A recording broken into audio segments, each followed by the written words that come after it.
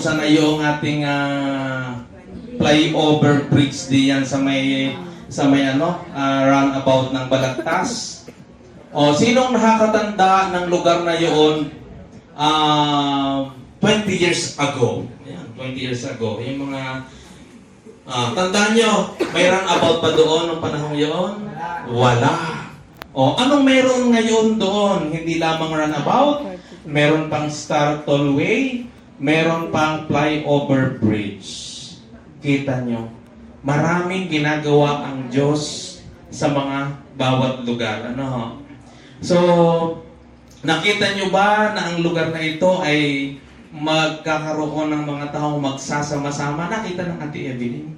Ayan. Nakita ng Ate Evelyn many years ago na sa lugar na ito ay maraming taong pupunta. Oh, nakita niya. So, nakakatuwa po ang Diyos. Our God is unstoppable, working God.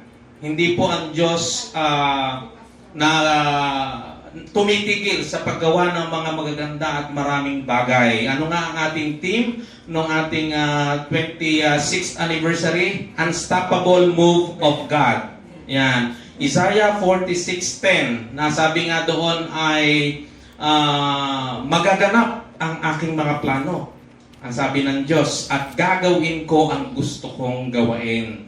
Ang sabi ng Diyos, and I will make known the end from the beginning. So ang Diyos, noong simulan niya ang kanyang mga plano, hindi siya tumitigil na magkaroon ng kaganapan ito. At ako'y naniniwala, at alam ko na hindi ako lang naniniwala, bawat isa sa atin na naririto, kaya tayo nagpapatuloy, alam natin na ang Diyos ay hindi tumitigil sa paggawa ng mabubuting bagay sa bawat isa sa atin. Alam mo man yon o hindi mo alam. Nararamdaman mo man yon o hindi mo nararamdaman. Hallelujah!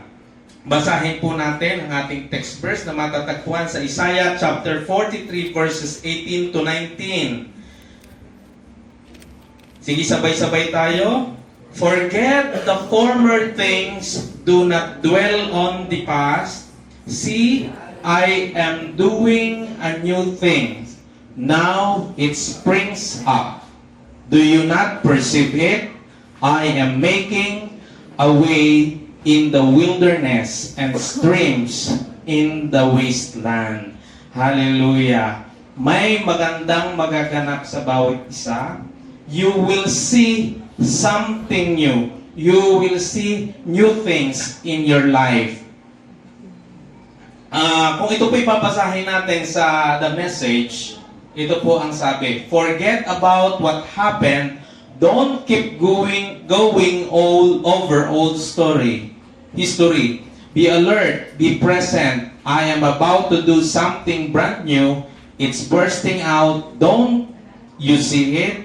There it is. I am making a road through the desert, rivers in the badlands. Purihin ang Diyos sa pagkabasa ng kanyang salita at mapagpala ang lahat ng mga nakarinig. Tayo pong manalangin. Ama naming dakila, banal at makapangyarihan sa lahat, ikaw po'y patuloy naming pinasasalamatan for this wonderful opportunity na ikaw, Panginoon, ay mapapurihan, masamba sa Espiritu at katotohanan sa lugar na ito. Kauna-unahan po, Panginoon, na pagtitip po namin this super blessed 2025 po, Panginoon. Lord, salamat aming Ama sa pagmamahal mo sa amin. Itinawid mo kami from 2024 and here we are, O Lord, nandito kami, Panginoon, in your place in the name of Jesus. The house of prayer kung saan, Panginoon, kami magpapatuloy, Panginoon, na ikaw ay dakilain in the name of Jesus. Salamat po, O Diyos. Bawat isa po, Panginoon, sa amin, Lord, ay dinala mo sa lugar na ito for a very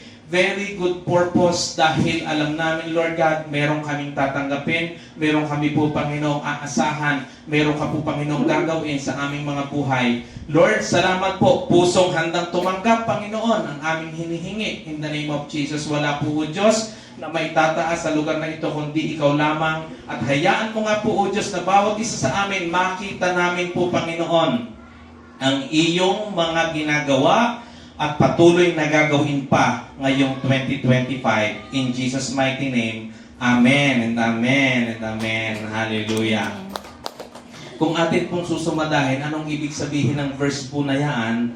God is doing something new in your life. Pumalakpak ang naniniwala. Hallelujah. So, binanggit po sa ating text verse ang I am making a way in the wilderness. In the wilderness. Madali po baga ang buhay sa disyerto? Sino po ang nakaranas ng maging OFW o makapamasyal sa mga lugar na disyerto? Ayan. Ito po ang itsura ng disyerto. A desert experience. Kapag ka po disyerto ang pag-uusapan, habang ginagawa po natin ang mensaheng ito, ay naisip ko tuloy ang Ate Judy. Dahil habang siya ay nasa Canada, for how many years siya doon, siya nagdi-desire na makarating sa disyerto ng Qatar. Gusto raw niyang mamasyal. Gusto raw niyang makatungtong sa disyerto. Ha? Bakit? Gusto raw niyang makasakay sa camel. Ate Judy, hindi mo natungtungan pero iyo ngayong nakita. So, yan po yung disyerto. Anong inaasahan nyo kapag ang lugar ay disyerto? Mahirap sa tubig. Ang hangin ay lagi na o madalas na humid. Sobrang mainit at kapag ka naman nakalamig ay matindi ang taglamig. Ano? Kaya ang hayop na nabubuhay diyan at nakakakma ay ang camel. Ang camel po ay marunong mag-impok ng tubig. Ayan. At saka po ang sila po ang malakas ang resistensya diyan. Ano?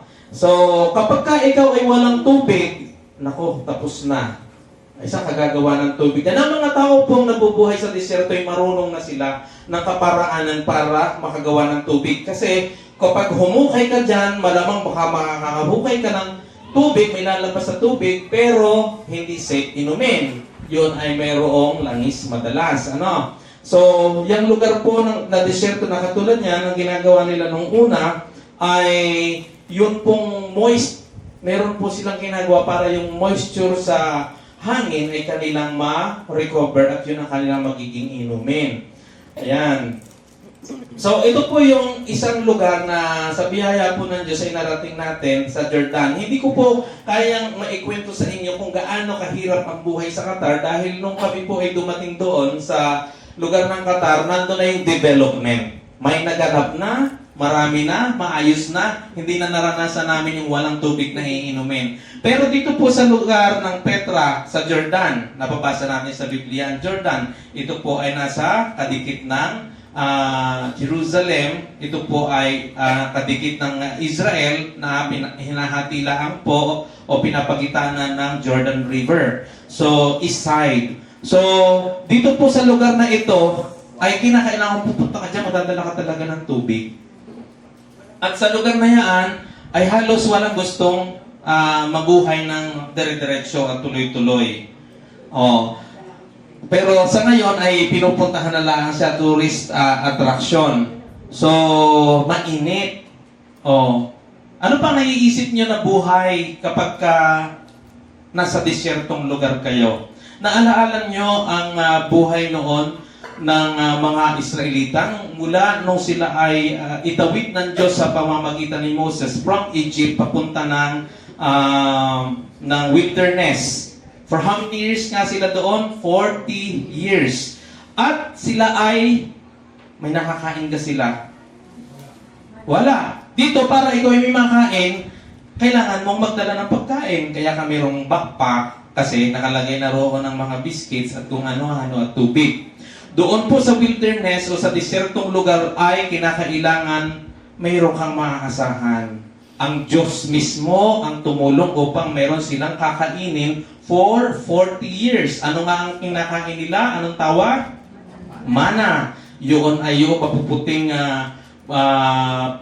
parang wafer. Ang lasa daw pumapatak galing sa langit. Every day sila, every morning nangunguha sila noon. So kung walang supply, kapag ka-disyerto, patay, walang buhay, walang mabubuhay. Pati tubig, na alaala nyo, sila'y nagrereklamo walang tubig na maiinom. Meron nga, pero mapait ang tubig na kanilang unang nakita roon. Anong ginawa ni Moses para yun ay mainom?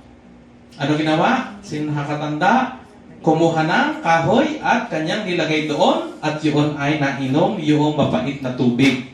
O ano pa ang nangyari? Mahirap talaga sa tubig. Anong ginawa ni Moses? Hinampas niya ang bato upang lumabas ang tubig. So, gayaan kahirap po sa wilderness po, disyerto. Kung walang magsusupply, hindi ka makakatanggap ng supply. Anong tendency? Kung walang supply, aalis ka sa lugar. Saan ka pupunta? Sa malapit sa dagat. Bakit sa dagat? At least, mayroon kang isdang makakain. Mayroon kang tubig din na maiinom. Ito'y iyo lamang initin. At ito ay, kapag nag-evaporate, yun ang iyong pwedeng inumin. Ano? So, ano pang kinain ng mga Israelita dito sa deserto? Okay, so siyempre meron na silang carbohydrates, kailangan nila ng protein. Anong ginawa ng Diyos? Nagpadala ng protein, maraming pugo, mula doon sa dagat, papunta doon sa lugar ng mga Israelita. Gayaan po katindi. Anong ginawa ng Diyos dahil siyempre, ang kanilang mga damit, saan sila kukuha ng gagawain nilang damit? Yung po kanilang mga suot ay hindi nasisira. Tumagal ng 40 years. Can you just imagine? Ang kanilang palang mga suot ay stretchable. Akalain mo yung suot nila noong sila'y maliit pa, ay nung sila ay tumanda na, ay kasya pa rin may carter siguro noon, Hindi nasisira. Hindi nasira yung kanilang mga So makikita po natin ang you need someone kung saan ikaw magdidepende kapag ikaw ay nasa desertong lugar. So, sino gusto sa lugar ng deserto? Nakatulad ng Jordan, o Saudi Arabia, ng Riyadh, ng Libya. Walang may gusto. Sino gusto sa Pilipinas? Okay, dito sa Pilipinas, sa lahat, malaya sa lahat, So, alam niyo ba na sa lugar na ito, hindi lamang po disyerto ang mahirap ang buhay. Kahit po sa mga bansa na maunlad, katulad ng Canada, ay may tinatawag na badlands. Ayan. Anong binanggit sa ating text verse kanina? Stream in the wasteland. Pagka badlands ay lugar na wala na. Ika nga ay walang silbi o walang halaga. So nakikita po niyo yan, nasa likuran po. Maganda lang ang picturean, pero hindi masarap magtagal sa lugar na yan. Medyo mainit din, mabato, at halos ang tumutubo lang talaga ay yung damo na pwede naman siguro sa kambing ng Ate Judy. Ayan. So, pero hindi dire-diretso yan. May panahon din na mainit at may panahon din na malamig. Ano din ang challenge sa lugar na ito? Tubig din. So, kinakailangan mo kung mamamasyal ka diyan, may dala ka rin tubig. So, badlands. Yan po yung mga tinatawag natin na desert experience. Alam niyo ba, mga minamahal mga kapatid, hindi lamang sa ganyang sitwasyon pwede tayong makaranas ng kahirapan. Nararanasan din po natin ang desert-like life experience. Ayan. Sino ang nakaranas nung mga nakaraang taon ng desert like life experience? Ang Ate Judy, yan gusto niyang makaranas ng disyerto. Pero kakaibang disyerto ang pinaranas ng Diyos sa kanya. Nung siya umuwi dito sa Pilipinas, narinig natin ang testimonya na niya ngayon, naaalaala natin na, alam niyo, ikaw ay nasa disyerto kapag ramdam mo ay walang, kahit na maiksing panahon, pero parang walang nagbabago sa buhay mo. Ikaw ay nakastuck sa iyong sitwasyon. Ikaw ay nakastuck na hindi mo alam kung anong mangyayari. I just remember, nasa Qatar noon ako, ang Mami Bes ay narito na, ang Ate Judy nandun sa kwartong yun, nandun lang sa kwartong yun, nagsisimula sa kanyang buhay ang mala desert-like experience. Nakadumaw sa bintana, bawal lumabas, bawal lapitan, stuck. Maladisyerto, Ate Judy. Tama, maladisyerto. Sino sa inyong maliban sa health experiences ay maladisyerto rin sa ibang area ng buhay? Malamang sa finances. na talagang paikot-ikot na lang, parang runabout na lang, parang walang nagbabago. Yun at yun din. Dumaan ang 2020, 21, 23, 2024, pare-pareho lamang. Walang naging pagtaas, walang naging pagbabago. Yung trabaho, yung kabuhayan, yun at yun pa rin ang kanyang ginagawa. Walang pagbabago. Sino sa inyo nakaranas na pati relasyon, wala ring pagbabago. Yun at yun din. Lagi nang mayroong hindi magandahan ng kanyang kapitbahay, ng kanyang asawa o ng kanyang mga anak. Sa trabaho, laging ganun din. Desert-like experience. Stuck up. Ika ngay pag stuck up, sinasabi natin walang nangyayari, walang pagbabago. Pero ang Diyos po ay napakabuti. Kung yan ang iyong nararanasan, hindi lamang sa iyong physical, hindi lamang sa iyong financial, even sa iyong relation, even sa iyong spiritual, wala rin nangyayari. Pag ganun-ganun din laang, nananatili na laang. Kung ano ka, noong 2015, yun ka pa rin hanggang ngayon. Stuck pa rin. Parang walang nangyayari. You need intervention. Nangangailangan ng intervention ang buhay mo kapag ka nararamdaman mo na mala-desierto ang buhay mo. Sino sa inyo nakakaramdam ng gayon? Na parang ang hirap ng buhay.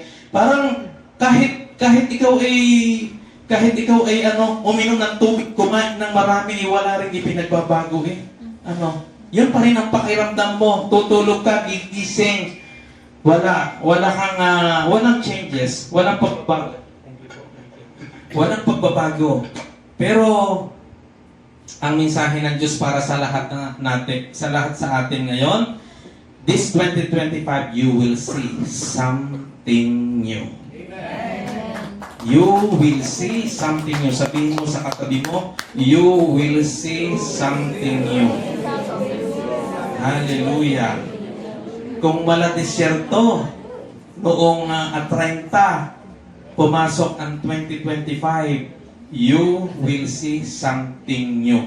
May gagawin ng Diyos, hindi mo lamang ito makikita, hindi mo lamang ito mararamdaman, mai-enjoy mo pa. God is doing something new in your life. Hallelujah. Kung ikaw ay gayaan na nakaupo laang, parang walang nangyayari, pagkatapos ng whole day mo, tandaan mo ang sinabi ng Diyos in Isaiah 43:18, forget the former things, do not dwell on the past. Ano ang ibig sabihin niyan? Pag sinabi na, forget the former things, do not dwell on the past. Paano nga baga makikita mo yung mga something new na ginagawa ng Diyos sa buhay mo ngayong 2025? Paano mo makikita ang kanyang mga sinisimulang gawin, patuloy na gagawin, at unstoppable niyang gagawin sa buhay mo? Number 1, stop looking back. Ayan. Sino mahilig magtitingin sa sa side mirror ng sasakyan?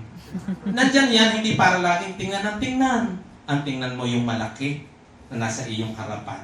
Ngayong 2025, ang tingnan mo yung malaki na nasa iyong harapan, tigilan mo na ang pagtingin sa iyong nakaraan. Ha? So, sabi sa ating text verse, forget the former things, do not dwell on the past. Sabihin mo, past. Ano ba yung nasa past mo? Tanong mo sa iyong katabi, ano ba yung nasa past mo? Na pumipigil para makita mo ang biyaya ng Diyos ngayong 2025. Ang sabi, stop looking back. Kung ganito ang sitwasyon mo, anong past ang tinutukoy?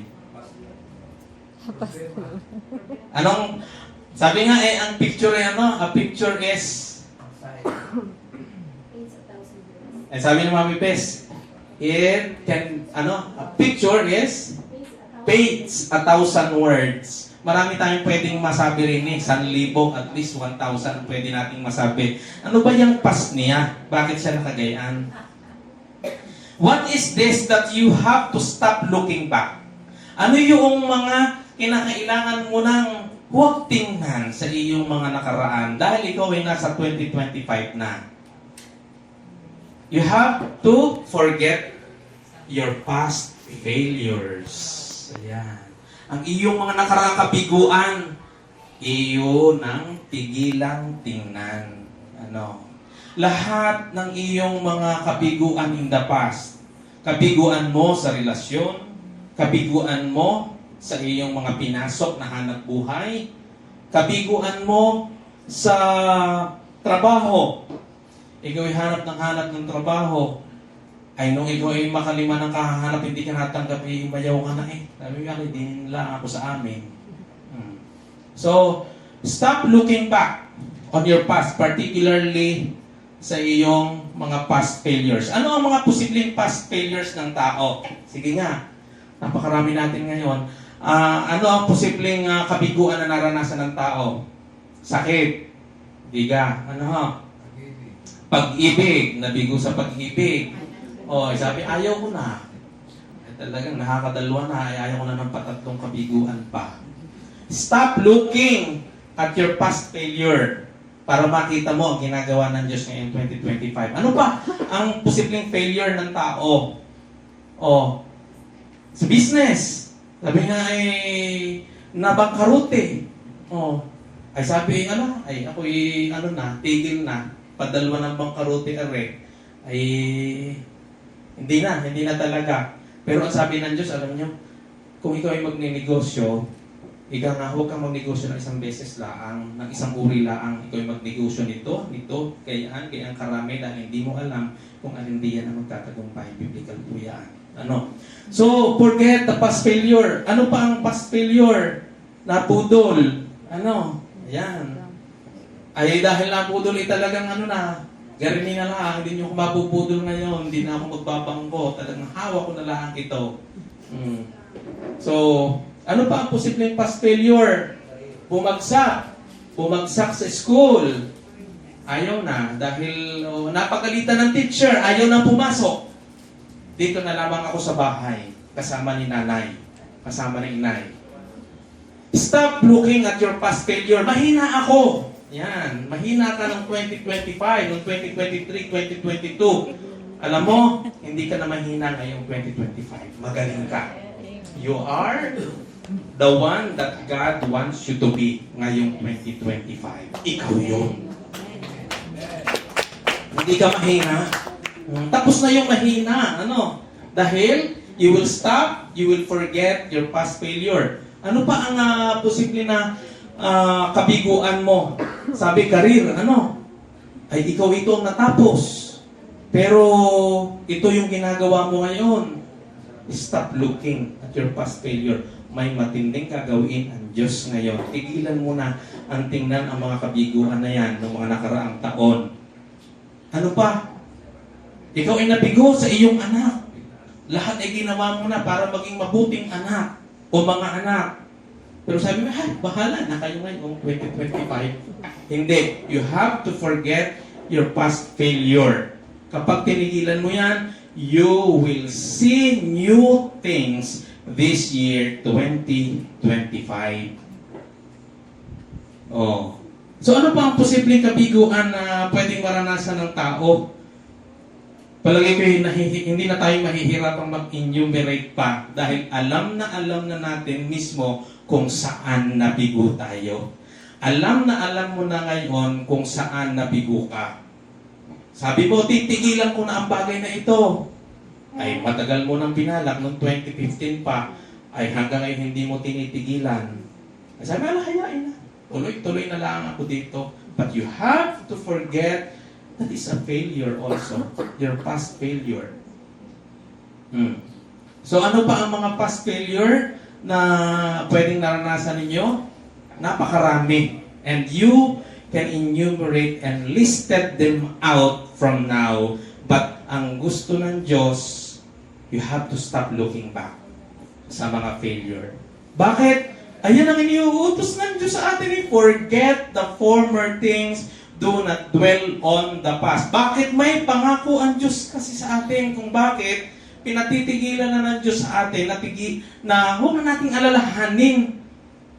Sabi nga sa the message ay forget about what happened. Alam ng Diyos may nangyaring hindi maganda. Alam ng Diyos. Huwag na nating laging balik-balikan pa, ulit-ulitin sa Kanya, ulit-ulitin sa sarili mo, na ikaw ay gayon, ikaw ay garini. Alam ng Diyos yan. Ang gusto ng Diyos, don't keep going over old history. Huwag na nating balikan ang mga dating istorya ng buhay natin na hindi maganda. Okay. Yung kalaang ho, pastor, na hindi maganda ang ating huwag babalikan. Sa tingin ganun nyo yung mga laang.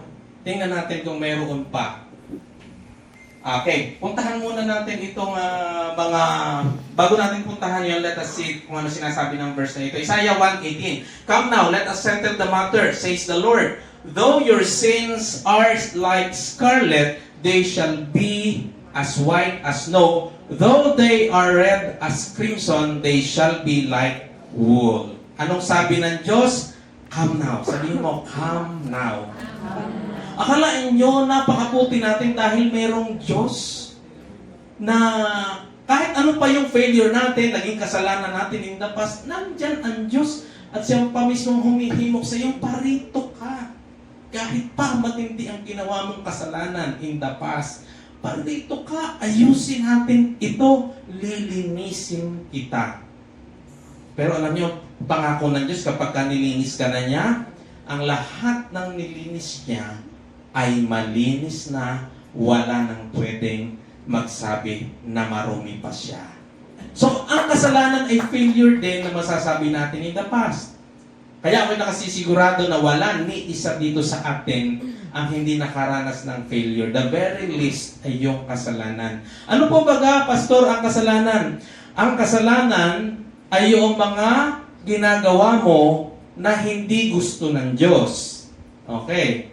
Ang mga ginagawa mo na hindi gusto ng Diyos. At kasalanan din, yung mga gusto ng Diyos na hindi mo ginagawa. Napakadali, ano? Napakadaling intindihan. Ano ba ang kasalanan? Mga ginagawa ko na hindi gusto ng Diyos at mga gusto ng Diyos na hindi ko ginagawa. Iyan ang kasalanan. Ano man yan, huwag na tayo mamuhay ng guilty. May imbitasyon ng Diyos. Parito ka, ayusin natin ito. Ayan. Isaiah 55:7, let the wicked forsake their ways, and the unrighteous their thoughts. Let them turn to the Lord, and He will have mercy on them, and to our God, for He will freely pardon. Hayaan na ang mga masasamay iwasan na o talikuran na ang kasamaan. Hayaang lumapit sila sa Diyos at tayo ngay hinayaan natin mismo ang ating mga sarili na makalapit tayo sa Diyos. Ano ang kailangan lang natin gawain? Kung yan ang pumipigil sa iyo para makaranas ka at makita mong ginagawa ng Diyos na matindi ngayon 2025, we have to be willing and obedient. Isaiah 1:19, if you are willing and obedient, you will eat the good things of the land. Sabihin mo, the good things of the land. Ang Diyos may pinagagawa kapag ginawa mo yan. Ang Diyos ay merong hindi pinagagawa. Huwag mong gawain yan. And if you are willing and obedient, nako, sino baga ang kumakain ng mga masasarap sa lugar? Ang kumakain ng mga masasarap sa lugar ay mga kings. Akalain nyo ang nakahanda sa bawat isa sa atin ay matitindi na dapat ay mararanasan ng mga kings of the land. Okay, kaya nga ang Lord, ang Diyos natin ay King of Kings. Alam niyo kung sino ang kings? Tayo. Tayo yun. Tayo yung mga kings. Kaya K-I-N-G na may S. Tayong mga kings, ang king ay kakain ng ng mga bubot o mga reject sa lugar. Of course not. Ang kakainin ng king ay yung mga masasarap, yung mga first class. Kaya ako'y naniniwala na panahon na para ma-promote ang bawat isa from Class A na ating niyayakap. Class A, madalas ang ating gusto, mapopromote na sa Class B o Class C. O Class Y na lang ang bibilihin. Hindi. Genuine. Original ang gusto ng Diyos na iyong i-enjoy ngayong 2025. Tapos na yung sa Class A, Class A. Parang wala yatang may gusto noon at gusto pa rin ang Class A at Class B na promote daw. Class B hindi. Ang promotion patungo sa original, patungo sa best. Bakit ikaw ay kings? You will eat the good things of the land. Hindi tira-tirahan. Ano? Kaya pag bibili ikaw, tandaan mo, ang gusto ng Diyos na maranasan mo yung the best. Yung first class. Yung urig, yung tunay. Ano? Minsan na ako'y nagkakaroon din ng pakiramdam na guilt feeling kapag talagang tumatangkilik tayo sa mga imitation. Gusto gawin niyo ng imitation. Hindi gusto ng Diyos na imitation ang para sa iyo. The good things of the land ang gusto ng Diyos na para sa iyo. Ano? Eh kapag ikaw, ano nga ang sabi natin? You will see good, you will see something new. Kapag ikaw ay laging class A pa rin ang class A ngayon, 2025, ay huwag kang aasa na may enjoy mo yung mga best of the 2025. Hindi yata ako nakuha ng bawat isa. Nakukuha nyo ka ako. Naiintindihan nyo ako mga minamahal mga kapatid. Baguhin natin ang ating pag-iisip. Sabi nga ay, we have to stop looking doon sa mga dati nating gawi o enjoy natin ang mga dati nating gawi dahil ang gusto ng Diyos, i-enjoy mo ang mga bago ngayong 2025. So, taas ang kamay ng tinatawag na kings at na-enjoy niya ang the best of the land. Hallelujah, hallelujah. Sabi, paano kung tataas ang king, ako naman ay queen? Ayun. Ay, ayos na rin yan. Hindi naman sinabi ng Lord na queen of queens, ha? King of kings lang. Lahat tayo ay kings. Kasi pagdating naman natin doon sa langit, wala nang kasarian. Wala nang kasarian. Lahat tayo ay kamukha ng iisa. Kamukha ng Panginoong Jesus. Yan. Okay, hindi na naman manganganak doon sa langit. Ha? Hindi na kailangang magkaroon ng population education. Wala na, tapos na. Okay, dito lang sa lupa. Ano? So tayo po ay nagkakaintindihan. Ano pa mangyayari? If you are willing and obedient, you will eat the good things of the land. And in Isaiah 55:13, instead of the thorn bush will grow a juniper. And instead of briars, the myrtle will grow. This will be for the Lord's renown, for an everlasting sign that will endure forever. What will endure forever? Ano baga ang mag-endure forever? Pag-ibig ng Diyos. Bakit gagawain ng Diyos na yung dati na mala aroma na i-enjoy mo, tumutubo sa iyong mga area ng buhay? Ibig sabihin, matitinik na area ng buhay mo, kung ano man yung aspeto, physical, spiritual, emotional, financial, ang pangako ng Diyos, sa halip na yun, ang kakayaan niya ay yung juniper. Ano yung juniper? Ito'y parang berries. At ito'y sumisimbolize ng magagandang bagay na tutubo, sa halip ng tutubo ay yung mga matitinik sa iyong mga area ng buhay. Ibig sabihin, juniper, ano yung berries? Masarap, sweet, medyo maalat-alat, may enjoy mo yon for your good.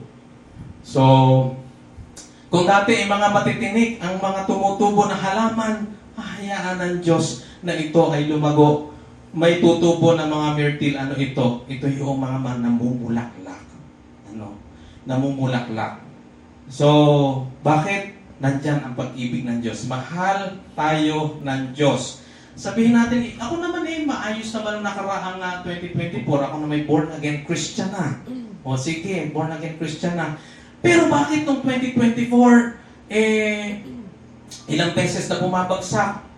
So alam nyo, ang Diyos, kung ano man ang niyanda ng Diyos ngayong 2025, makaaasa tayo mga kapatid. Proverbs 24:16, for though the righteous fall 7 times, they will rise again. They rise again, but the wicked stumble when calamity strikes. Alain mo, huwag matakot na humarap sa 2025. Hindi natin alam kung ano nakahanda. Pero, oras man na ang mga taong matutuwid ay bumagsak, yan ay patuloy na makatatayo muli. Hindi yung mananatili sa baba. Fall 7 times, they rise again. Kayaan po, ang pangako ng Diyos sa bawat isang sa Kanyang nananampalataya. Paano nga tayo naging righteous, mga minamahal mga kapatid? Naging righteous lamang ang isang tao kapag tayo nagpakumbaba. Pinag-uusapan natin ang past failure. Number 1 doon, yung kasalanan. Kapag tayo nagpakumbaba sa Diyos, inamin natin ang ating mga kahinaan, ang ating mga nagawang kasalanan, yan may sinasadya o hindi sinasadya mula pagkabata at manampalataya kay Hesukristo, tanggapin siya bilang Diyos ang tagapagligtas ng kanyang buhay at tigilan natin yung ating paniniwala na dahil sa tayo mabuti, makakarating tayo sa langit. No, it is not by your deeds, but it is that by the grace of God sa pamamagitan lamang ng Panginoong Hesukristo. Kung mananampalataya ka sa Kanya, relational ang ating kaligtasan. Kung siya ang Diyos at tagapagligtas mo, pinanampalatayanan mo, all your sin ay binayaran ng Diyos doon sa krus ng Kalbaryo, may kaligtasan ka at hindi ka na mapapahamak sa impyerno. Alam niyo, hindi lamang ang ibinigay sa atin ng Diyos ay kaligtasan kapag tinanggap natin si Kristo. Ibinigay din ng Diyos sa atin at ibinahagi ang kanyang righteousness. Yon. Ang tao ay nagiging righteous lamang o matuwid lamang sa pamamagitan ng pagtanggap natin sa Panginoong Hesukristo. Hindi lamang po kaligtasan ang ating tinanggap, pati po yung katuwiran ng Diyos ay ating tinanggap. Katuwiran ng Panginoong Hesus. Kaya nga po kung nasa sa iyo si Kristo sa iyo ang nakikita ng Diyos, bagong pagkatao. Nandiyan na yung buhay na pagkatao mo. Nasa iyo na ang buhay na Kristo. Doon nakatingin si Father God. Kaya ang iyong mga panalangin ay kanyang maririnig na. Kapag nasa iyo si Kristo, tinanggap mo sa buhay mo. So, yan po. Nagiging righteous lang tayo. Ano pong sunod? In Job chapter 8, verses 5 to 6, but if you will seek God earnestly and plead with the Almighty, if you are pure and upright even now, He will rouse Himself on your behalf and restore you to your prosperous state. Our God is unstoppable God. Hindi ang Diyos titigil na siya'y tumayo ng tumayo on your behalf ngayong 2025. Kaya hindi ka mag-aalala ngayong 2025. Sa lahat ng mga kabiguan mo, kung nasa iyo si Kristo, maniwala ka, maging excited ka. You will see something new this 2025. Huwag nang mamuhay na guilty. Huwag nang mamuhay na guilty. Ayos tayo doon, mga minamahal mga kapatid. Ano nga ang ating unang kalilimutan? Stop looking back.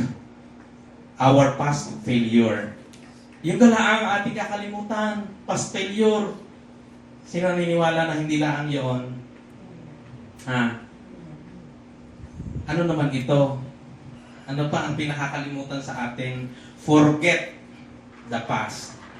Forget the past. Ano naman ito na ipo-forget natin? Kung kanina ay past failure, ano naman ang ating ipo-forget?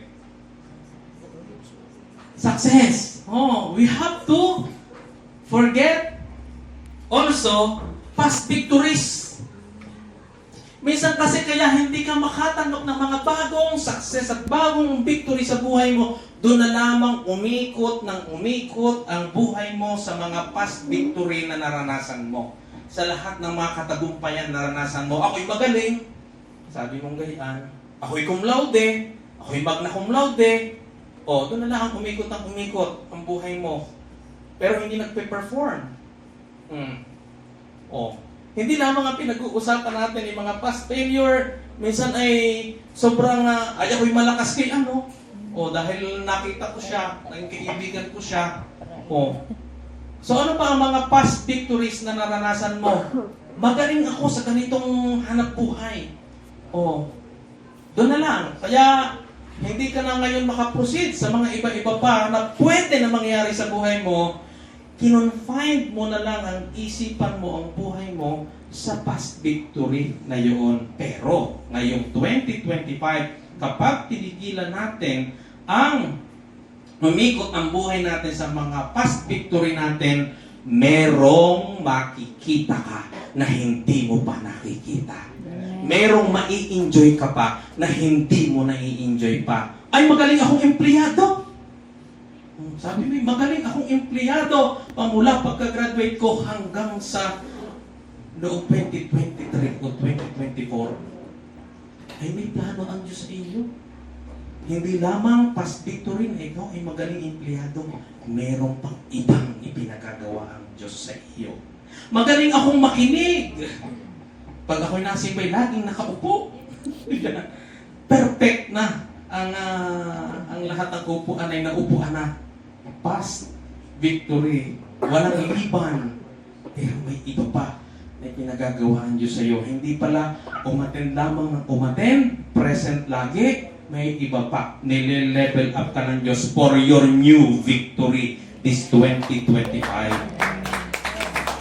Sino kang naniniwala? Kung ang ating Diyos ay unstoppable, ay di unstoppable din ang ating kayang isipin, unstoppable din ang ating kayang gawin, unstoppable din ang ating kayang lakaran. Kung tayo umiikot sa ating past failure and past victories, naku po, parang arilaang runabout, paano tayo makakakita ng changes? O, isang dekada nang lumipas, ito pa rin eh. Ito pa rin eh. Ano? So, ang Diyos po ay napakabuti. Ang sabi po ng Lord sa Haggai 2:9, the glory of this present house will be greater. Ako, narinig niyo yun. The glory of this present house will be greater than the glory of the former house. Ibig sabihin, sa buhay mo, may matindi pa na pwedeng mangyari. This is your present. Ang buhay mo ay paganda ng paganda. Araw-araw. Pataas ng pataas ang nai-enjoy mo na biyaya. Pabanal ng pabanal, payaman ng payaman. So, the glory of this present house will be greater than the glory of the former house. Yung ngayon mo, mas maganda kaysa kahapon mo. At yung parating mo na bukas, mas maganda kaysa ngayon. Lagi po yun ating panghawakan. Says the Lord. Sino nagsabi? Ang ating Panginoon. And in this place, I will grant peace, declares the Lord Almighty. This present house, your present life, yung buhay mo ngayon, may maganda na pangyayarihin ang Diyos. Hallelujah. Bakit kaya na ang Diyos sabihin na kaya kong pagandahin ang buhay mo? Kaya kong payamanin ka, pasaganain ka, at gawin ang buhay mo ay maginhawa? Bakit kayang sabihin ng Diyos na the glory of this present house will be greater than the glory of the former house? Bakit kaya niya sabihin yun? Alam niyo, ang Diyos na nangako, He is the owner of Haggai 2:8. The silver is mine and the gold is mine. Ang may-ari ng lahat ng mga pilak at ginto, ang Diyos. Kung siya ang may-ari ng lahat ng pilak at ginto, parang na rin natin sinabi, siya ang employer. Siya talaga ang tunay na employer. Siya ang may-ari ng lahat ng mga kumpanya. Kung ikaw ay matagal nang naghahanap ng matatrabaho, maniwala ka, ngayong 2025, merong bago na trabaho para sa iyo. So, kaya-kaya ng Diyos yan. Sabi nga sa kanta natin kanina, di ba? Lahat ay kaya niyang gawain. Ano? Walang mahirap sa iyo. Kasi, yan ang isa sa pinakamadali na kayang gawain ng Diyos, yung ikaw ay pasaganahin, paginhawain ang buhay mo. If you are willing and obedient. Ano nga? If you will heed His invitation. Ano ba ang invitation ng Diyos kanina? Come. Sabi, come. Kapag ikay lumapit sa Kanya, na pagka lumapit ka, hindi mo na dala-dala ang past, hindi mo na dala-dala ang past victory, past failure. Isaiah 43:19. See, I am doing a new thing. Ito yung ating text verse, ano? See, I am doing a new thing. Now it springs up. Do you not perceive it? I am making a way in the wilderness and streams in the wasteland. Land. Sabihin nyo, sea. Sea.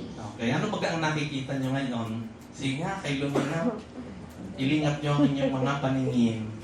Oh, anong nakikita ninyo? Maliwanag. Oh, nakita ninyo maliwanag. Ano pa ang nakita ninyo? Kulay. Nakita nyo ang magagandang katabi ninyo. Oh, ano ang nakita nyo mga beautiful ladies? Ano mga nakita na mga wonderful lolas doon sa inyong mga unahan, sa inyong likuran? Sige, tumingin kayo sa likuran ninyo. Anong inyong nakita? Oh, yan. Tumingin sa unahan. Tumingin sa tagiliran. Ayan. Anong nakita ninyo? Be honest.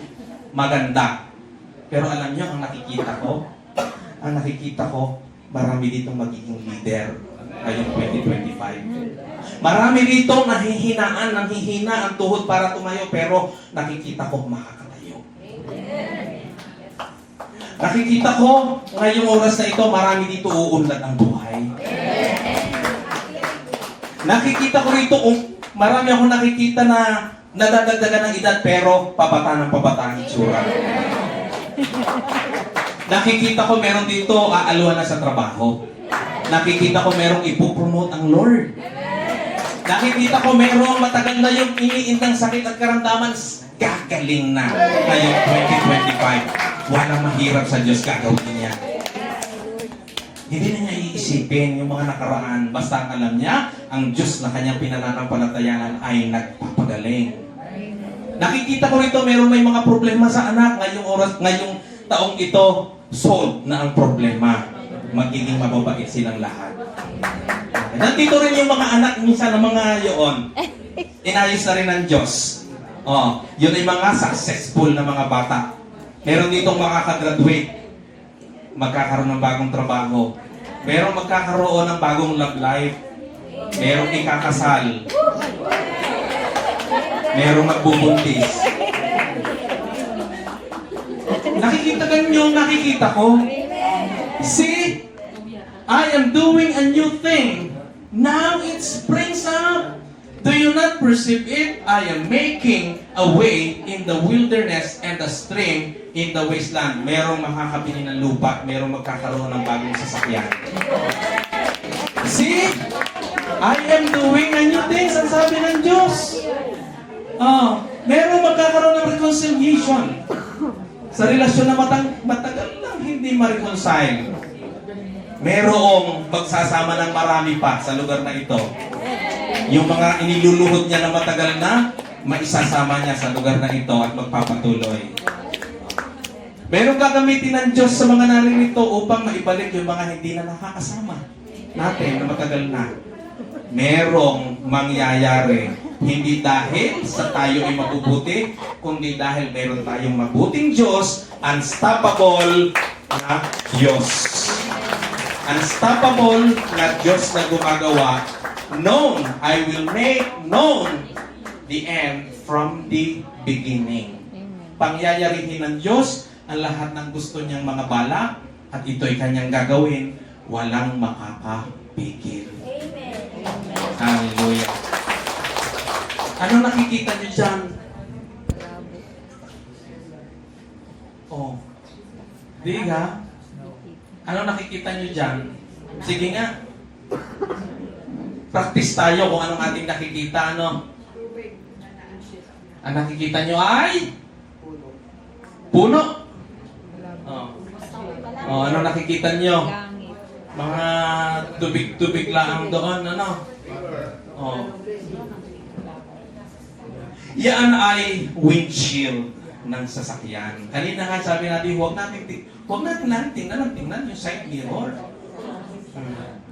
Ano ngayon nakikita niyo kung yan ay windshield? Nakikita niyo ba ang ulan? O nakikita niyo yung bandang dulo pa? Oh.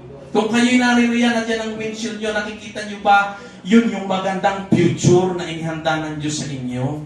Yun yung pupuntahan nyo. Yun yung mga bagong pintuan na binubuksan ng Diyos na matagal nyo nang binabalak na puntang hindi nyo mapunta-puntahan. Ngayon, kaya natin puntahan. pinapractice tayo ng Diyos how to understand the present. Kung kanina ang unang sinabi ng Diyos para makita mo ang ginagawa ng Diyos ng mga bagong bagay, stop looking in your past. Ngayon, you have to understand the present. Ikaw ay nariyan.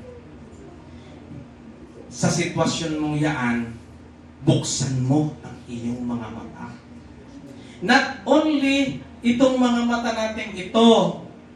Kapag binukas natin ang ating mata, meron tayong 20/20 vision. Ano? Pero kapag binuksan mo ang mata ng iyong pananampalataya, ang makikita mo ay vision for yourself, for your family, for your community, for the ministry na nilalakadan mo. Subukan mong tumingin ng mas malayo pa. Huwag mong tingnan lang yung mga tulabsik ng tubig na nariyan sa iyong harapan. Dalawa yan kasi, kapag tayo lagi ang tinitingnan ito lang malapit,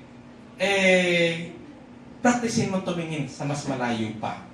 We have to understand the present. Kasi nga, sabi ng ating text verse kanina, see, I am doing a new thing. Kinakailangan talagang sabihin ng Diyos sa atin ngayong araw na ito na mayroong ginagawa siya. Para malaman natin na may ginagawa nga siya. Kasi kung hindi niya sasabihin, kung ang nagsabi lang sa atin ay kapitbahay natin, o ina natin, kapatid natin, o pastor natin, malamang sabihin natin ay, pwede naman hindi tunay yung sinabi niyo, pero ang Diyos ang nagsasabi sa atin, Isaiah 43:19, I am doing a new thing. Salita ng Diyos. Mismong siya nagsasabi sa atin. May ginagawa siya. Matapos nga niyang sabihin, nagsabi pa siya. Siguro meron sa inyong hindi pa naniniwala. Kaya inuulit ng Diyos sa tao, do you not perceive it? Hindi mo ba nakikita? Hindi mo ba napapansin ang ginagawa ko? O minsan kasi pag sinabi sa atin yun na may nagsabi, hindi mo ba nakikita, hindi mo napapansin, ikaw ay maghahanap. Diga?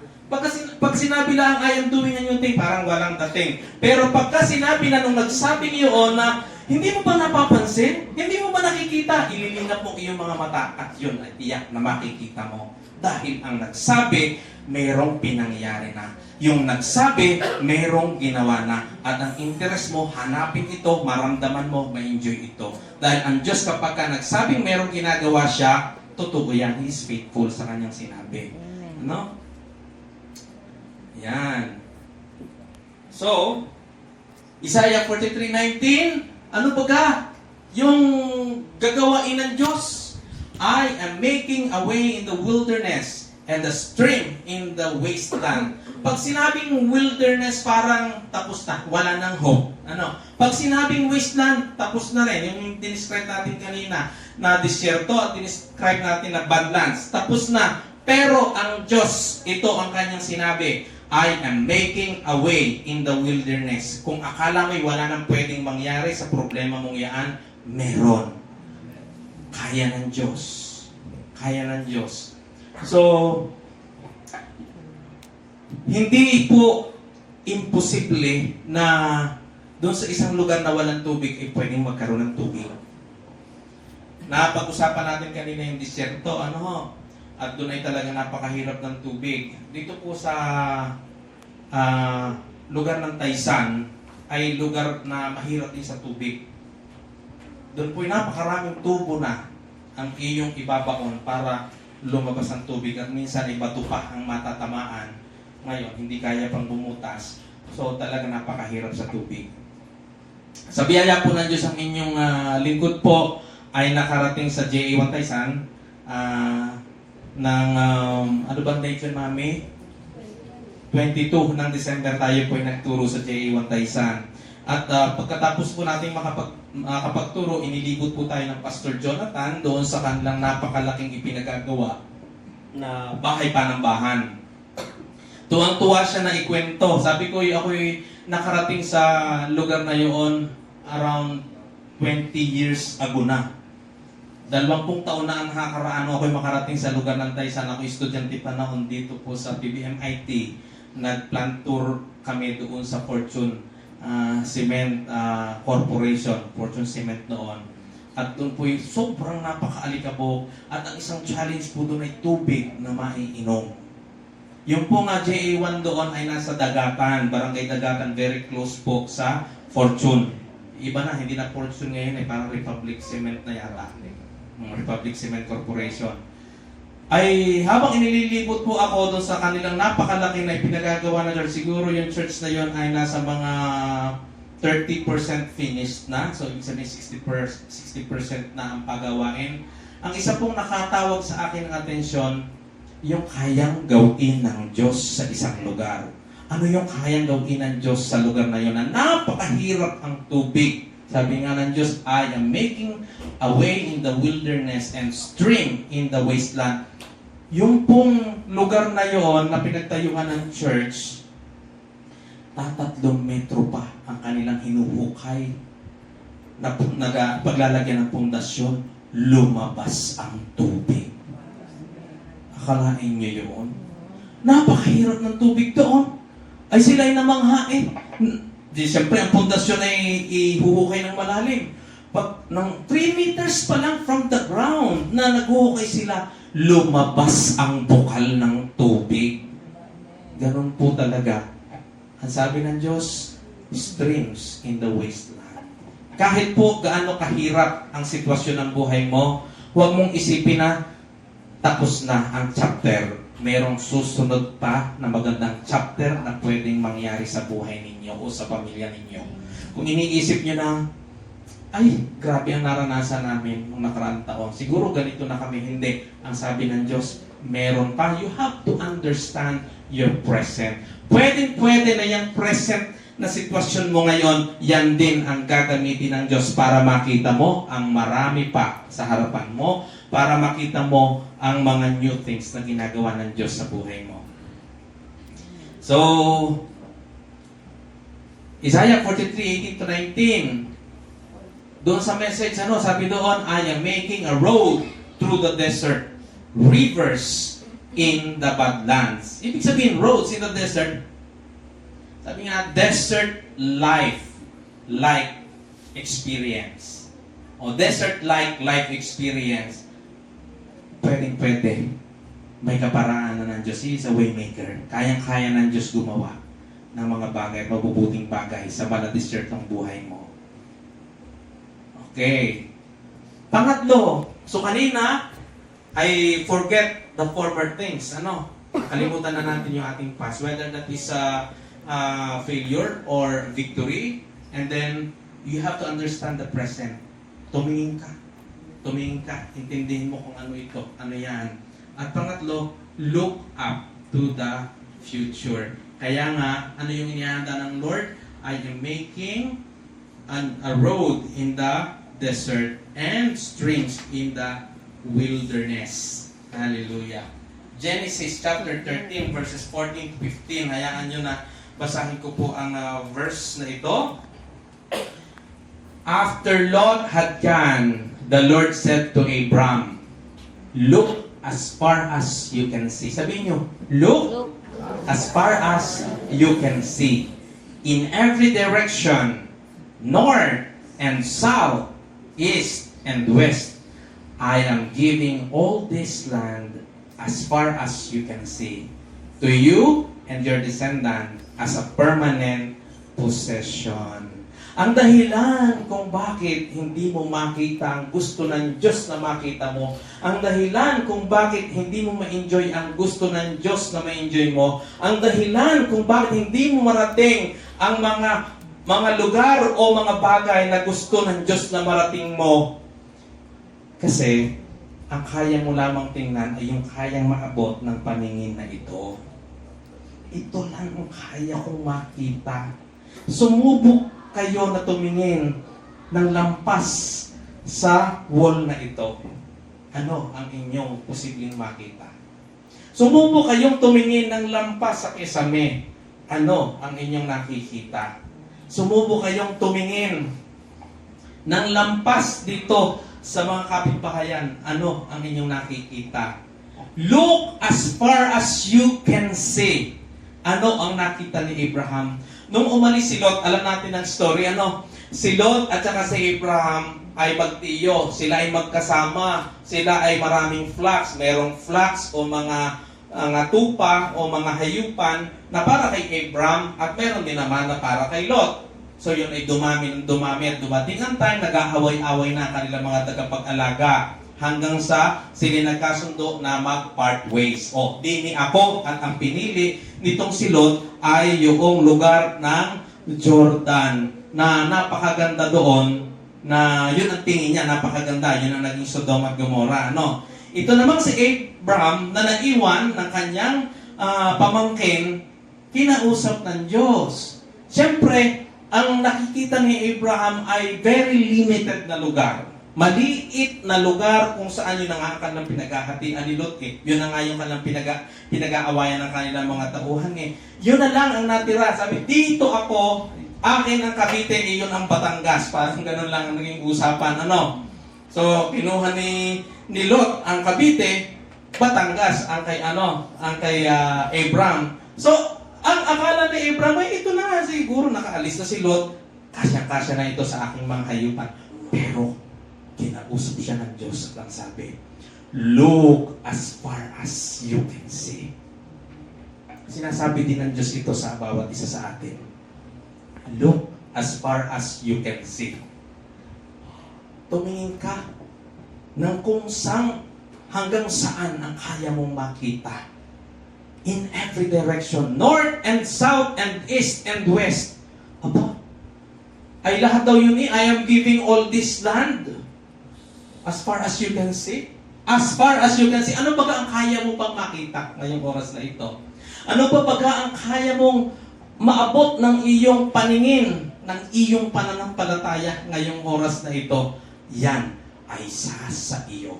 Yan ang makikita mo ngayong 2025. Kaya hindi ka na mananatiling katulad ng 2024 ang taon na ito. Hindi ang taong ito katulad ng 2023. Ito'y higit na mas maganda kung ibubukas mo ang iyong mga mata and you will look as far as you can see. Hindi lamang ang iyong nakikita ay dingding ng iyong bahay kapag ikaw ay nasa inyo, nakikita mo, may gagawin pa ang Diyos kapag nasa labas ka ng bahay. May magaganda pang gagawin ng Diyos kapag ka nasa eskwelahan ka. May maganda pang gagawin ng Diyos kapag nakatapos ka ng pag-aaral. Nakikita mo na yun ngayon. Sinong nakakakita na noon ngayon? Specifically, hindi ko alam ang pinagdaraanan nyo, pero kita nyo na ngayon ang pwede na inilagay na ng Diyos na inyo ngayong 2025. Nanggaling kami noong January 1 sa Tagaytay at anong lugar yun? Chesa. Habang kumakain kami doon sa Chesa, overlooking yun sa Taal Lake, sa Taal Volcano. Dumating kami doon ay mga anong oras? Alas 2? Alas 2 nga, maliwanag. Very clear ang Taal. Napakaganda ng Taal. Ano kami umaalis doon after kami siguro kumain ng around 2 hours. Dumating na yung malaking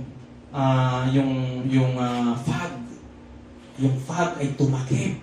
Tumakip yung fog doon sa sa Taal Volcano na malayong-malayo na ang kanyang itsura kaysa noong kami dumating doon na napakalinaw pa ng Taal Volcano. Malamang mga minamahal mga kapatid ko, nakikita niyo yung medyo foggy ngayong 2025. Pero alam niyo, nung ating aninagin yung fog na yon, nababakas ko nandoon ang Taal Volcano sa likuran. Malamang parang foggy ang inyong nakikita ngayong 2025. Pero pag-aninagin mo, baka pagmasdan mo, maganda ang 2025 para sa iyo. Kung anong nasa isipan mo, yun talaga yun. Kung anong nasa isipan mong ginagawa ng Diyos ngayong 2025, yun na yun. Huwag mong limitahan ang kaya mong makita. At kung hindi mo nililimitahan ang kaya mong makita, huwag mo na rin lilimitahan ang kaya mong gawin ngayong 2025. Dahil mag-yes ka lang, ang Diyos ang tutulong sa iyong magtrabaho. Ang Diyos ang tutulong sa iyo na ayusin ito. Ang Diyos ang tutulong sa iyo, mahina ka sa ganitong area. Sige, lalakas ka. Kakayanin mo. Because He is unstoppable, He has this unstoppable move ngayong 2025. Ito yun, makikita mo ang mga bagong ginagawa ng Diyos kapag sa nakaraan ay hindi ka na nakafocus. Whether that is good or not so good, victory man yan o failure, huwag ka na mag-focus dyan. Espesyal at higit na mas maganda ang 2025. At siyempre, tingnan mo ang 2025 hanggang sa kung anong kayang maabot, makita ng iyong mga mata. Yan.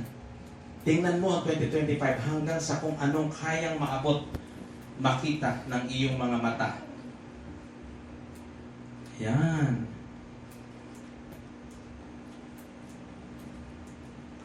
Ano yung ibig sabihin ng mata? Ano ang mata? Marami akong takdang anihin ngayong 2025. Marami akong takdang anihin mata ngayong 2025. Unay sa sarili, magkakaroon ng manifestation, ang fruit of the Spirit sa inyo. Kulang sa ganito, sa love, sa joy, sa peace, hanggang doon sa self-control, makikita na. Marami akong takdang anihin. O, mag-aani. Finances. O, mag-aani ng kalusugan. Mag-aani ng kapayapaan, ng kasaganaan, ng kaginhawahan. Mag-aani. Marami tayong i-harvest na soul. Kaya ako naniniwala, kanina pa sinabi ko, marami ditong tatayo bilang leader. Ang buong Balete, may in-camp natin ito. Yung mga sulok ng Balete, hindi natin nakakabot pa, makakabot na natin ngayon. Bakit? Hindi lang ang Brother Lonnie, hindi lang ating mga kapatid na ito, ang ating makakasama, dahil yung hindi natin nakakasamang humayo ngayong 2024, nakarang 2024, makakasama natin hahayo ngayong 2025. May joy sa puso. May joy sa puso, basta, kusang bubukal sa puso. Kusang bubukal sa puso. Laging may kaparaanan. Kasi unstoppable nga ang Diyos na sa atin ay nagtuturo ngayon. Ano? So, yan po ang napakahalaga at napakaganda. So, konti lang naman ang pinagagawa ng Diyos sa atin. Ano? Ano nga yung pinagagawa ng Diyos sa atin? Sundin ang gusto niya na hindi ka na mapagod pa. Come. Sabi ng Diyos, makipag-ayos ka sa akin. At sabi, if you are willing and obedient na nagawain mo, pinagagawa ng Diyos, naku, napakaganda ang 2025. Alam ko po ninyo yung lugar ng Qatar, many years ago ay sobrang parang yung Jordan din na napakahirap sa tubig. Pero ito na ang nangyari sa lugar ng Qatar ngayon. Oh, ayan. Greenish na. Ito pa. Ayan. Oh. Anong sinasabi natin desierto yan nung many years ago? Posible ang development. Man-made, sasabihin natin man-made, Ang Diyos po ay hindi tumitigil ng creation. Baka akala po natin ang creation ay nangyari noong 6 na araw lamang. Ang Diyos po ay hanggang sa ngayon nag-create pa rin through you and me. Ang Diyos ay patuloy na lumilikha pa rin ng maraming mga magaganda at mga kamanghamanghang bagay sa pamamagitan mo at sa pamamagitan ko, katulad dito. Sabi natin, artificial, yun, nag-i-spray ang tubig. Diyos pa rin ang gumawa niya sa pamamagitan ng buhay ko at buhay ating lahat.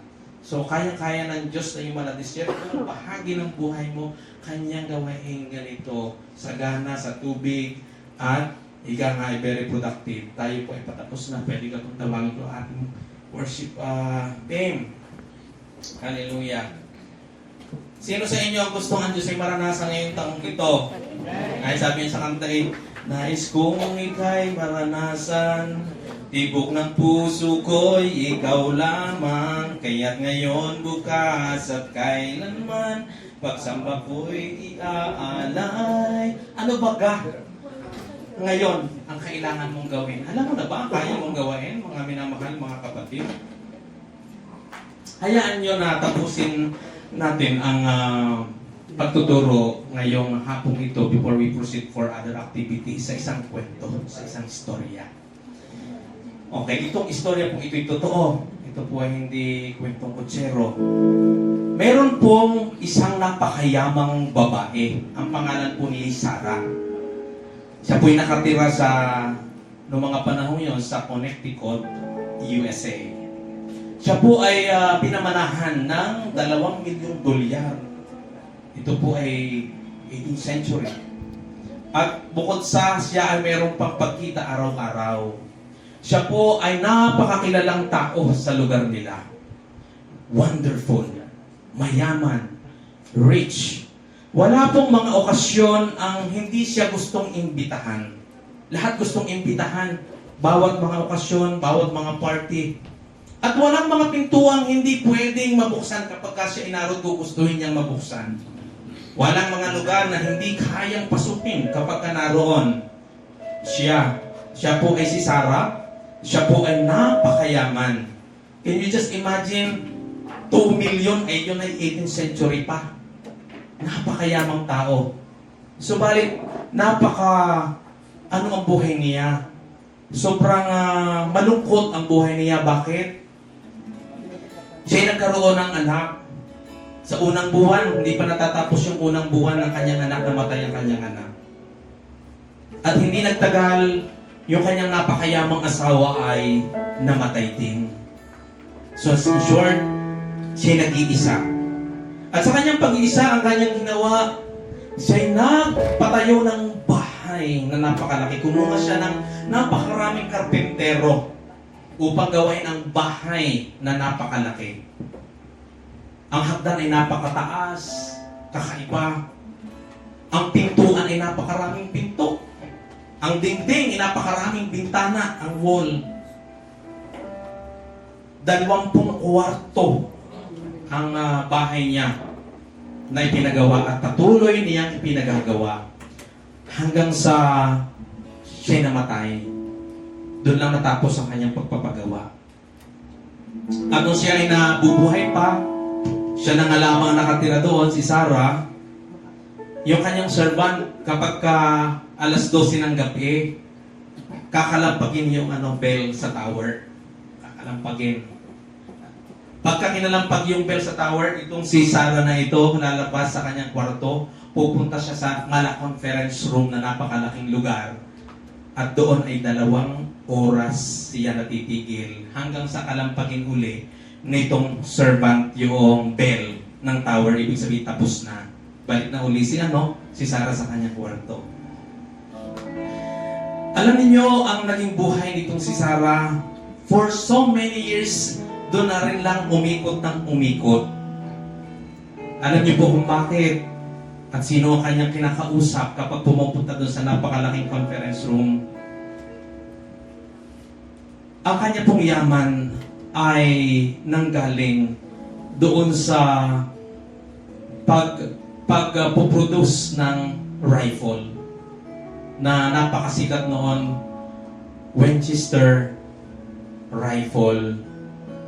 So, sa dami ng mga namatay noon sa Civil War sa kanila, ang kanyang puso, ramdam niya na kailangan niyang humingi ng tawad doon sa mga taong tinamaan ng bala sa paggamit ng mga rifle na naging dahilan kung bakit siya naging napakayaman hanggang sa dulo ay napakayaman. So, alam niyo na kung sino ang kinakausap niya. Every 12 midnight hanggang alas 2 ng madaling araw sa napakalaking bahay niya, yung mga tao na namatay o mga sundalo na namatay o mga sibilyan na namatay sa pamamagitan ng mga baril na ginawa doon sa kanilang kumpanya. Maganda ka ang naging buhay niya. Maaaring masabi natin na talagang siya ay hindi nagkaroon ng magandang past. Pero ang kanyang ginagawa araw-araw ay umiikot sa kanyang past. Siya si Sarah Winchester ng Connecticut, USA. Napakayaman, pero napakalungkot ng kanyang naging buhay. Hindi na natin kailangang idungaw natin ang ating mga mata sa ating mga kapitbahay o dito sa ating community. para makita natin ang maraming mga Sara na sobrang umiikot ang buhay sa kanilang nakaraan. Maaaring dito sa atin ngayong oras na ito, merong mga Sara na patuloy na umiikot ang buhay sa mga past. Maaari sa kasalanan, maaari sa mga problema, maaari sa hindi pagpapatawad. Hanggang ngayon hindi pa rin kaya magpatawad. Ang Diyos ay nag-uutos sa atin. And the challenge that being brought down sa atin ngayong lugar na ito, we have to detach ourselves from our past and open your eyes of faith on great new things our God is doing now. Just look over in faith and you will find it. All the new things God is doing this 2025. Hallelujah. Huwag mong hayaan na mangyari. Huwag mong hayaan na mga nangyari noong 2024 ay makaapekto sa iyo kayang tanggapin ngayong 2025. Magtiwala tayo sa Diyos. He is the God of all mankind. He is the God of Abraham. He is the God of Isaac and Jacob. He never stopped doing miracles. From ashes to life, kaya niya. Yung mga pangarap, yung mga sinimulan mo dati, ngayong taong ito, binubuhay, pinasisigla ng Diyos. Buksan mo ang iyong mga mata. Yung mga buhay mo nasa dilim, niliwanagan na tayo, manatili tayo sa liwanag.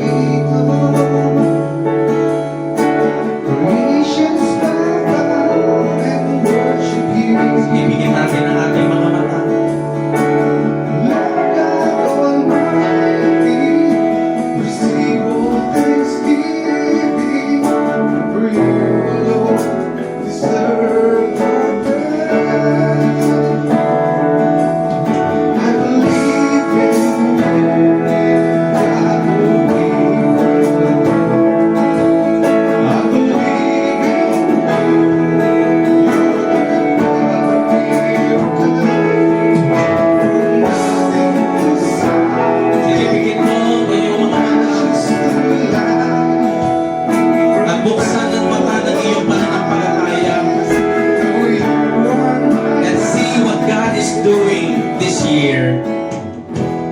Your physical eyes, you may close it now. Open the eyes of your faith and see what God is doing this year.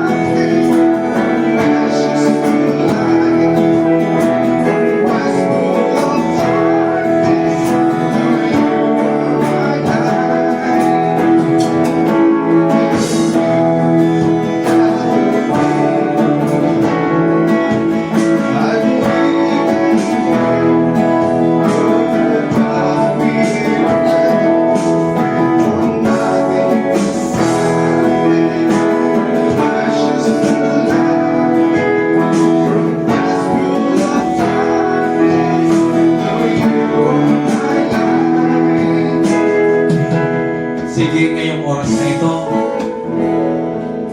maaaring ang naging buhay natin, dito mga nakaraan, ay naka-attach pa sa atin ngayon. Simple lang naman ang pinagagawa ng Diyos sa atin. Magtiwala tayo sa Kanyang pag-ibig. Sumunod tayo sa Kanya. Lumapit tayo ng may pagpapakumbaba. Iasa natin sa Kanya ang ating 2025. Sa mga pagkakamali natin o mga nakaraan, pwede bang tingnan natin ang ating sarili sa harapan ng makapangyarihang Diyos na nakakakita ng lahat?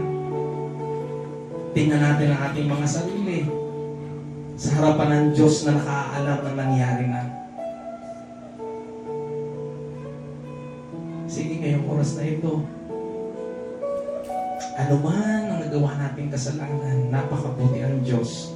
Binigay na si Kristo upang bayaran ang lahat ng ito. Hindi na natin kailangan mabuhay ng guilty. Sinlaki man ang barko, ang kasalanan mo, malawak pa sa karagatan ng kapatawaran ng Diyos sa iyo. Si Jesus ang daan, ang katotohanan at ang buhay.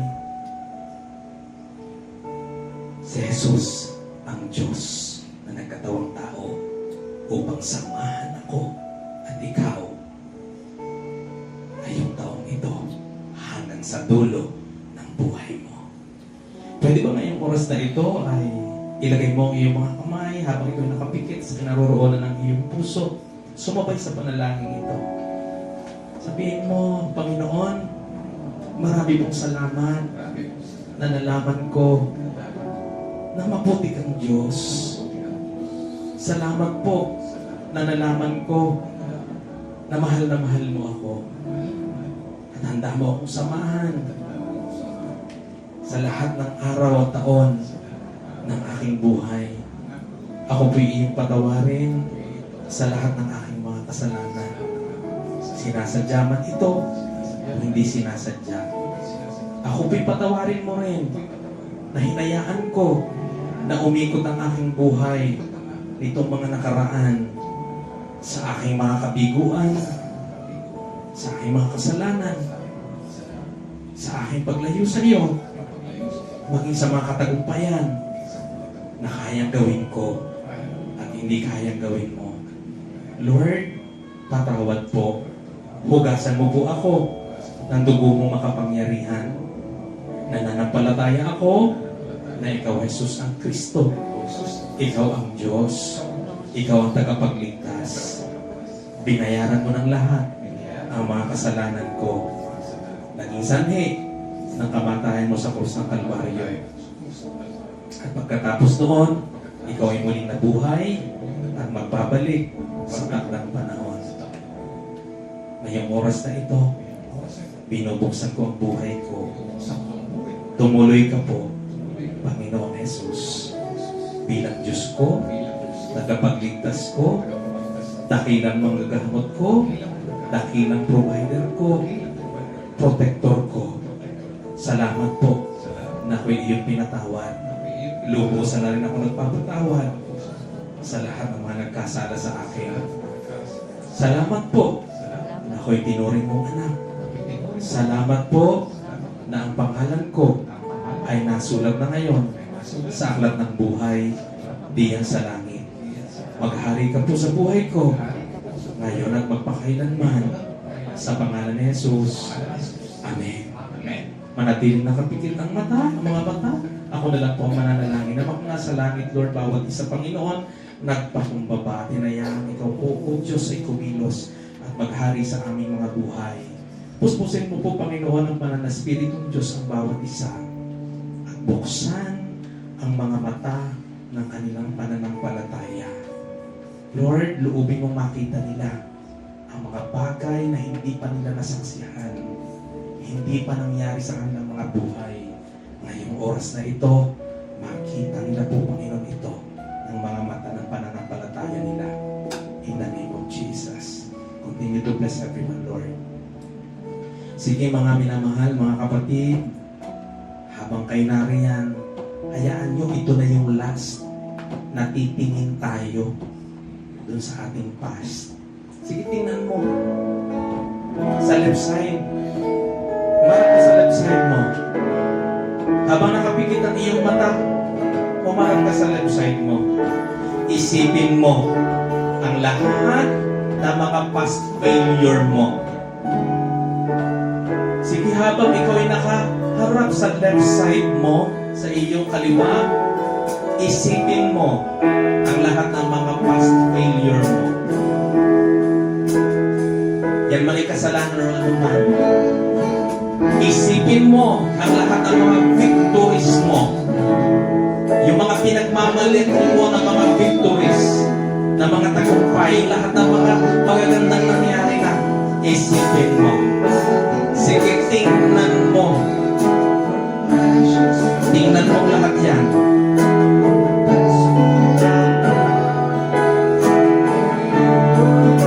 Kiss goodbye to your past.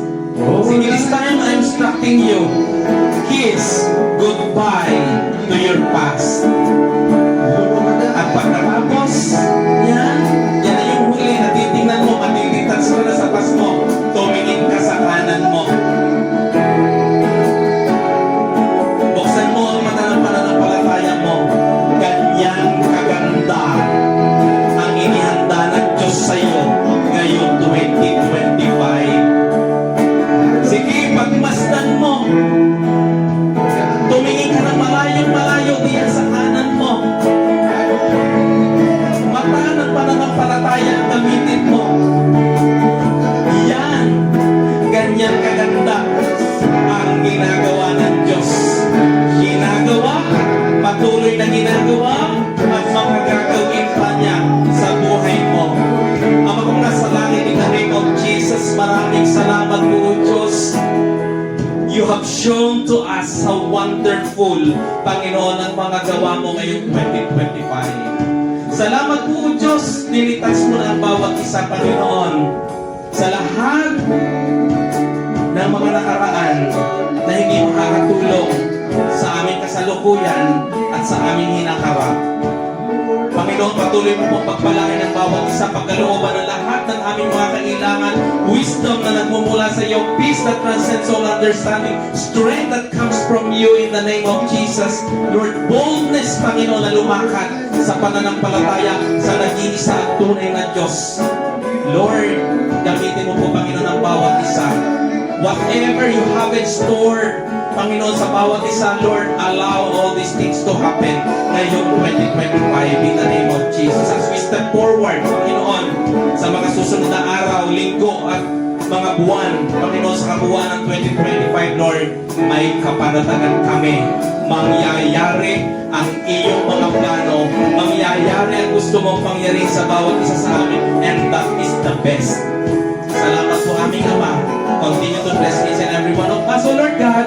Allow this anointed group to grow and grow and grow. Hindi lamang po, Panginoon, dito sa buong Balete, kundi pati sa mga karating villages po, Panginoon, at bayan.